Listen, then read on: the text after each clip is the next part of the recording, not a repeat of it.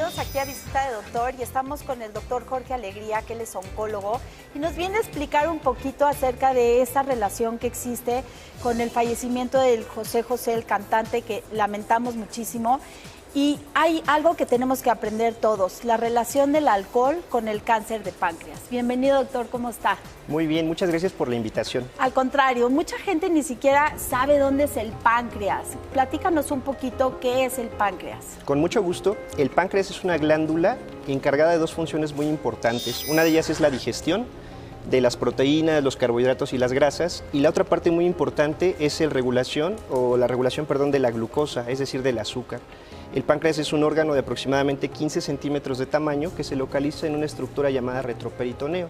Para que la audiencia pueda entender esta parte, es una glándula que se encuentra dentro del abdomen, detrás del estómago y por delante de la columna vertebral. Así es, entonces nos ayuda a producir la insulina dentro de nuestro cuerpo y además tiene otras funciones para la digestión. Es correcto. Ok, platícame un poquito. Sabemos, nos decías 15 centímetros, pero está compuesta de una cabeza, de un cuerpo y una cola, ¿cierto? Es cierto. Estos 15 centímetros se toman en su eje mayor y, como bien describió doctora, la cabeza, el cuello, el cuerpo y la cola son los componentes del páncreas. ¿De dónde viene o de qué parte del páncreas es la mayoría de los cánceres? La mayoría de los cánceres se originan en la parte de la cabeza y el cuerpo. Esto es importante por la relación que marca con otras estructuras dentro del abdomen. Voy a marcar un poquito la cabeza del páncreas para que la gente entienda un poquito, porque es muy importante identificar, ya que muchas de las veces no nos da ningún tipo de síntomas hasta que ya estamos en etapas avanzadas. Eso es algo muy importante. Ciertamente solamente el 15 a 20% de los cánceres de páncreas se diagnostican en etapas tempranas. Ok, ¿cómo podemos darnos cuenta que nosotros tenemos un cáncer de páncreas? Ese es un verdadero reto. Debido a la localización en el retroperitoneo que explicábamos hace un momento, muchos de estos tumores no dan ninguna sintomatología. Los principales van a ser pérdida de peso y, como ya señalamos, la estructura de la cabeza. Aquí hay algo que se llama tracto biliar. Ese tracto biliar es lo que conduce la bilis desde la vesícula hasta el intestino para que la digestión sea correcta. Cuando la cabeza del páncreas crece, puede comprimir esa estructura y entonces hacer que la bilis no se drene de forma correcta, causando que las pacientes tengan una coloración amarillenta, a lo cual llamamos ictericia. Eso es súper básico. Entonces, cada vez que nosotros comemos, nuestra vesícula se comprime para expulsar la bilis, que nos va a ayudar para la digestión, sobre todo de las grasas. Así es. Ok, cuando nosotros tenemos un cáncer de páncreas, ¿qué puede pasar con las estructuras que están cercanas? Si se localiza en la cabeza, como la audiencia puede ver, entonces va a haber compresión tanto del ducto de la bilis, causando ictericia, pero también de la parte del intestino delgado que se llama duodeno. Es decir, los alimentos no van a poder transitar de forma normal desde el estómago hasta el intestino grueso, causando que las personas tengan poca tolerancia a la dieta y pérdida de peso.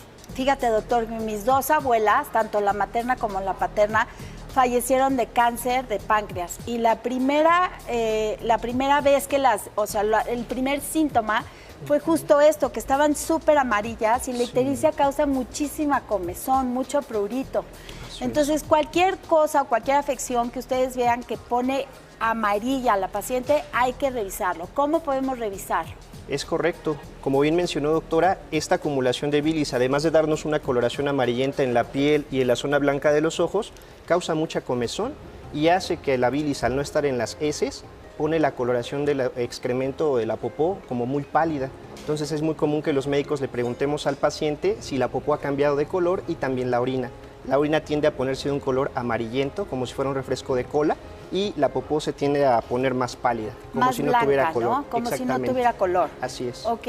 Y en este caso, por ejemplo, el señor José José tenía un grave problema de alcoholismo. ¿Qué relación tiene con este cáncer de páncreas? Bueno, hablar de los factores de riesgo para cáncer de páncreas implica tomar en cuenta la sociedad actual. Uno de los principales factores es el alcohol y el tabaco. De hecho, hasta una tercera parte de todos los cánceres de páncreas se asocian con el tabaco y con el alcohol. Es por eso que es importante que la población tenga esta información para que pueda disminuir el consumo y además de ello hacer una buena planificación de vida. Ay, doctor, ya que aprovechando que está aquí, pues mucha gente no acepta o está en negación de que el alcohol puede causar este tipo de trastornos o de cánceres. ¿Cuánto es mucho o poquito? O sea, podemos tener una inflamación del páncreas como una pancreatitis y también ser factor de riesgo para cáncer? Así es, las pancreatitis crónicas, es decir, aquellas que se mantienen en el tiempo o que tienden a estarse presentando, son un factor de riesgo. Algo importante que comenta, doctor, es que muchas veces la gente dice, yo no soy alcohólico, digo, tomo todos los días, pero no me embriago.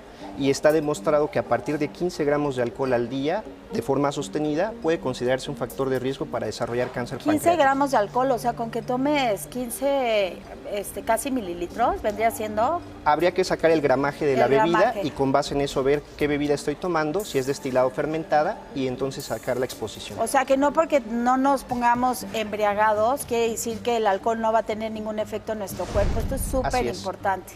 Muy bien, entonces, supongamos que como factor de riesgo tenemos que el alcoholismo y el tabaquismo. ¿Algún otro factor de riesgo? Sí, uno muy importante sería la parte de la exposición a sustancias tóxicas. Está demostrado que sustancias como el benceno o como los pesticidas también pueden incrementar el riesgo. Perfecto. Y otro que consideramos importante para la población sería el hecho de tener diabetes descontrolada de forma crónica, sobrepeso u obesidad. Híjole, que es el mero mole en nuestro país, así que todos los diabéticos tengan mucho cuidado porque pueden evolucionar para tener un cáncer. Es correcto. Y es más frecuente en hombres, ¿cierto? Sí. Es más frecuente en hombres, pero yo te acabo de mencionar que mis dos abuelitas, entonces no porque sean, pero sí hay un componente familiar. Sí, aproximadamente 9 de cada 10 casos de cáncer son esporádicos, es decir, no hay un antecedente en la familia, sin embargo, 1 de cada 10 sí puede tener un antecedente familiar y ahí habrá que buscar alguna alteración genética que se pueda heredar de una generación a otra. Ok, entonces, tenemos que somos alcohólicos, por decirlo así, que nos ponemos amarillo, ¿qué sigue? Porque de primera instancia todo el auditorio que nos está viendo no visitas a un oncólogo de primera vez, ¿cierto? Claro. ¿Qué hay que hacer? Ahí lo que hay que hacer todos como ciudadanos es saber los datos clínicos principales. Sabemos que no se puede tocar porque ya explicábamos que está detrás del estómago y está muy profundo. Sin embargo, sí va a condicionar dolor. Es uno de los tumores más dolorosos, de hecho. Entonces, si una persona tiene dolor abdominal que persiste, además de, a pesar de estar en las visitas médicas, si está perdiendo peso, si su coloración es amarillenta o si tiene algún otro dato, por ejemplo, intolerancia a la dieta, sería importante que busque una segunda opinión y le comente también a su equipo de salud. Ay, doctora Alegría, nos acaba de abrir un panorama porque mucha de la gente no acude para hacerse sus chequeos y sobre todo la gente mayor de 50 años, o sea, tirándole a los 60, luego son muy necios para hacerse sus exámenes y tan fácil que se puede hacer un diagnóstico oportuno.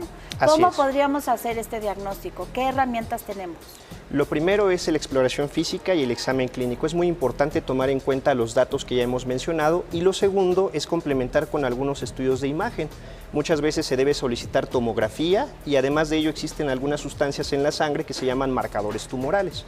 Entonces el médico con la sospecha clínica, el estudio de imagen y los laboratorios puede llegar a un diagnóstico concreto. Okay. Y una vez que hacemos el diagnóstico, ¿es difícil de tratar? Sí, desafortunadamente esta es la enfermedad, hablando de los cánceres, más letal del mundo. Es decir, no es el más mortal es el cáncer de pulmón porque es el que mata a más personas, pero este es el más letal porque de los que lo padecen, lamentablemente casi todos fallecen. Se habla de una supervivencia cuando ya está avanzado de nada más 6 meses y a 5 años solamente el 5% de los que lo padecen logran sobrevivir.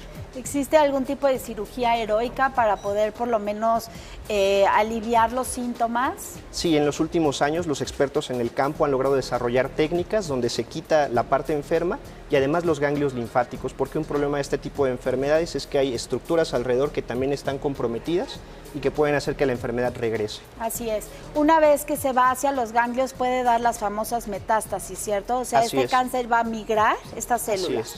¿Y a dónde se afecta principalmente? Principalmente al hígado. Como puede ver la audiencia, el hígado es una estructura que está muy cercana y entonces eso va a condicionar también dolor en el paciente y alteración como esta coloración amarillenta que mencionábamos. Ay, doctor, para finalizar, porque tenemos muy poquito tiempo, usted como oncólogo, ¿cuáles son las recomendaciones que le puede dar a todo mi auditorio? Una dieta saludable, baja en grasas y en productos sintéticos, hacer ejercicio y consumir folatos, moderar mucho la cantidad de tabaco y alcohol y el tabaco preferentemente suspenderlo de hecho, visitar al médico periódicamente y estar muy al tanto de la salud. Pues ahí lo tienen, ya saben. Por favor, no dejen de hacerse sus check-ups cada año y sobre todo si ven estos síntomas como pérdida de peso o estar en amarillos, que es la famosa ictericia, tengan mucho cuidado y acudan con su médico internista que los puede referenciar con su oncólogo. Nos vemos a la próxima. Muchas gracias. Muchas gracias. Al por contrario, estar con gracias a nosotros. ustedes. Sale el sol, lunes a viernes 9 a.m. Participa en Imagen Televisión.